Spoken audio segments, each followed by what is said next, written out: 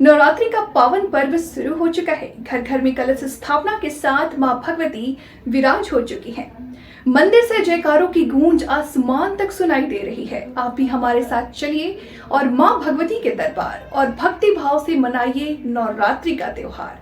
बोलो जयकारा शेरा वालीदा।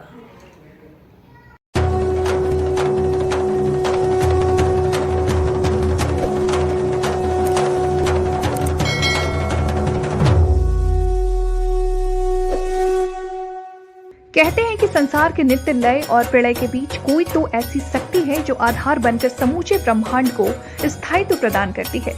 वो जगत का भरण और पोषण करती है, वहीं समय आने पर संसार का विनाश भी करती है। आज हम उसे नित्य स्वरूपा मां भगवती अंबिका का नवरात्र के पावन त्योहार पर जानेंगे रहस्य। 9 दिन और रात के पावन संगम को नवरात्र के नाम से जाना जाता है। धार्मिक मान्यताओं के अनुसार इन्हीं 9 दिनों में मां दुर्गा धरती पर विचरण आती है। क्योंकि धरती को उनका मायका कहा जाता है, उनके घरा पर आगमन की खुशी में दुर्गा महोत्सव को देश भर में धूमधाम से मनाया जाता है। नवरात्रों में जहां बाजारों की रौनकें देखते ही बनती है, मंदिरों से गुजरते हुए गली चौबारे मां के पांव रखते ही गुलजार हो उठते हैं। मंदिर से उठते घंटे घड़ियालों के वे स्वर कानों को राग भैरवी सुनाने लग जाते हैं। माँ को तो वैसे जगत जननी कहा जाता है, लेकिन नवरात्र में माँ भगवती में सी बचपना दिखाई देने लगता है। महिषासुर मर्दनी जिनके रोष मात्र से ही धरा हिलने और अंबर कांपने लगता है। भक्तों से कैसी नजाकत के साथ साज श्रृंगार कराती हैं कि बस देखते ही बनता है। कहा जाता है कि धरती पूरे ब्रह्मांड का केंद्र बिंदु है। सकल चराचर में पृथ्वी की मां का दर्जा दिया जाता है। जन जीवन में व्याप्त व्याधियों के लिए नवरात्र का त्योहार किसी संजीवनी से कम नहीं है। सात्विक आहार और संयमी जीवन हमें अध्यात्म की ओर ले जाता है।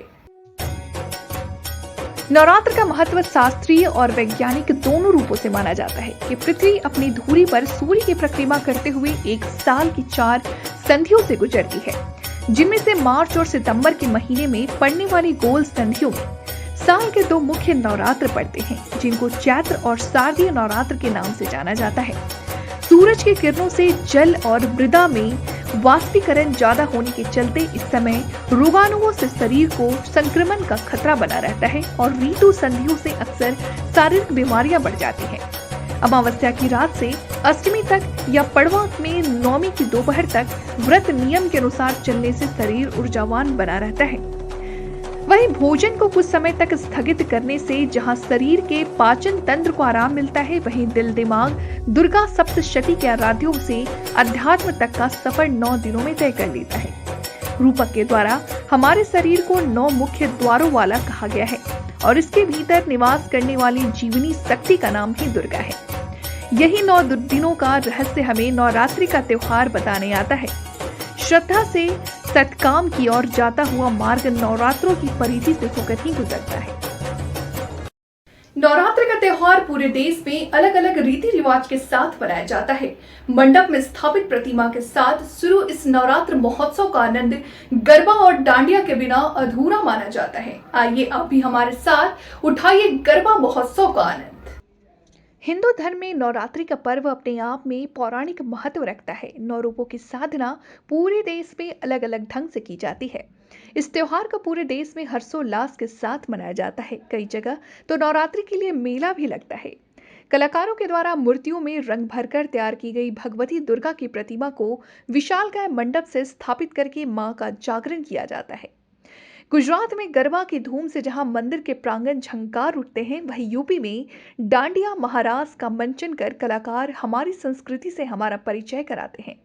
बंगाल में होने वाली नवरात्र पूजा को दुर्गा पूजा के नाम से जाना जाता है, जहां महिलाओं को आप लाल साड़ी, सफेद गजरे समेत मन भावन वेशभूषा में देख सकते हैं।